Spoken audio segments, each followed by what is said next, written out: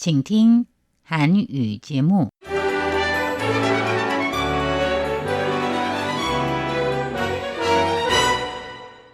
안녕하십니까? 중화민국 국제방송 타이완의 소리 RTI 한국어 방송입니다.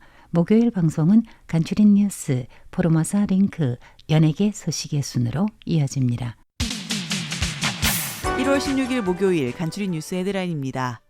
라이칭더 총통과 한거위 입법원장이 회동했습니다. 라이 총통은 한거위 입법원장이 이끄는 미국 대통령 취임식 초당파 축하단을 초대해 민주 타이완을 강조했습니다. 중화민국 국가안전국은 편의 치적 선박의 해저 케이블 절단이 새로운 회색지대 전술로 부상했다며 보호 작업을 강화하겠다고 밝혔습니다. 타이완 미국 상회는 트럼프 2.0 시대에도 타이완의 경제 전망은 밝을 것이라고 분석했습니다. 샤오메이친 부총통은 정부가 통신 인프라를 계속 강화해 스마트 타이완 구축에 힘쓸 것이라고 말했습니다. 라이칭더 총통이 오늘 16일 총통부에서 트럼프 미국 대통령 취임식에 참석할 초당파 축하단을 접견해 민주 타이완의 단결을 강조했습니다. 한거위 입법원장이 이끄는 축하단 구성원으로는 국민당, 민진당, 민중당 등 초당파 의원이 포함되었습니다. 라이 총통은 치사에서 정당을 초월해 민주 타이완을 향한 단결을 호소했습니다. 우리는 같은 나라 중화민국 타이완 출신으로 민주와 자유를 수호하려는 공통의 가치를 공유하고 평화와 번영을 촉진하려는 공동 목표를 가지고 있다며 국내 정당 간 경쟁이 존재하나 대외적으로는 단결하여 타이완과 미국 간의 관계를 심화시키고 국가의 최대 이익을 추구하기 위해 함께 책임을 져야 한다고 강조했습니다. 라이 총통은 포르모사에서는 풀 수 없는 증오도 없고 극복할 수 없는 불화도 없다며 현재 가장 중요한 것은 단결이라고 강조했습니다. 한편 한거위 입법원장은 연설에서 이번 방문이 미국의 축하의 뜻을 전하고 타이완과 미국과의 관계의 중요성을 강조하는 것 외에도 타이완의 안보를 지탱하는 4가지 축을 전달하는 것이라며 이 4가지는 중화민국 보호, 자유민주주의 보호, 타이완 미국 관계 유지, 양안 평화 유지이며 이는 대다수 타이완 국민의 염원이라고 믿는다고 강조했습니다.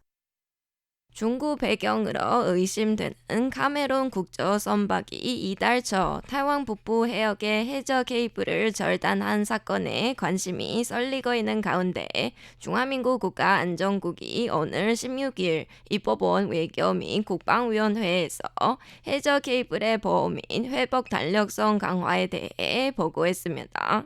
차이밍옌 국가안전국장은 이 자리에서 국제협력 메커니즘을 가동해 중공의 회색 지대 전술에 관한 정보를 글로벌 파트너들과 공유하고 있다며 앞으로 경제적 편의를 위해 선박을 법적 규제가 느슨한 제3국에 등록하는 편의 지적 선박에 대해 보다 엄격하게 관리할 것이라고 발표했습니다.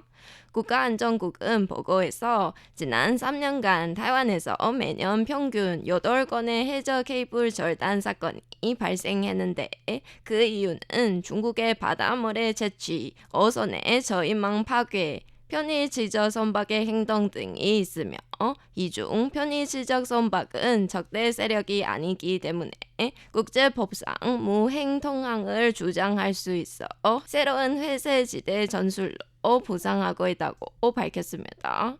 그러면서 현재 타이완은 24시간의 통보 시스템을 통해 해저 케이블 상황을 모니터링하고 있다며 앞으로 해저 케이블을 주요 순검 항목으로 지정해 관련 훈련과 보호 작업을 강화할 것이라고 설명했습니다.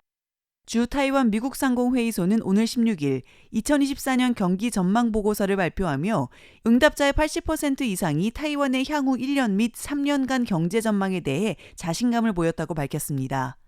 트럼프 2.0 시대를 맞아 댄 실버 타이완 미국 상회 회장은 이번 조사가 미국 대선 이후 진행되었음에도 회원들은 타이완의 경제에 대해 긍정적으로 평가했다고 강조하며 타이완 미국 간 이중과세 방지 협정의 조속한 체결과 양자 자유무역 협정의 필요성을 역설했습니다.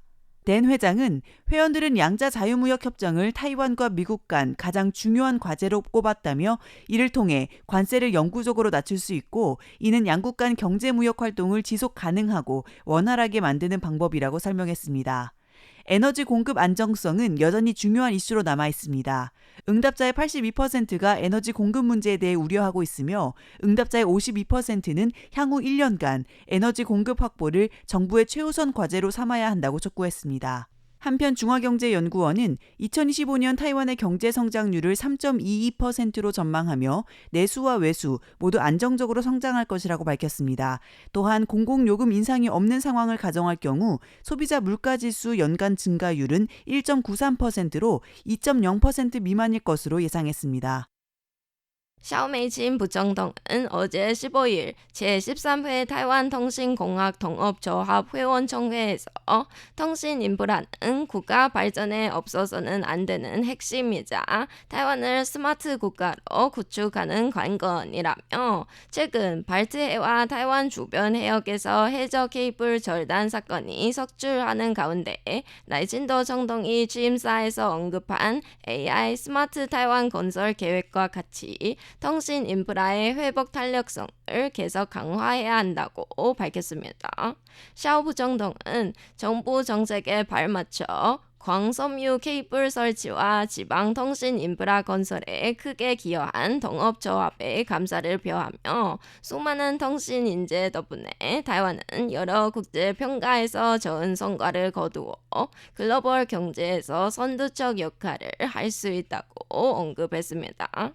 그러면서 지정학적 도전과 지진, 태풍 등 자연재해에 맞서 타이완 디지털 발전부와 국가통신전파위원회는 위성 지원 통신 시스템을 도입해 타이완의 통신 인프라 강화에 총력을 기울이고 있다며 자연재해 발생 시 어느 것도 고립되지 않도록 정부는 계속 노력할 것이라고 강조했습니다.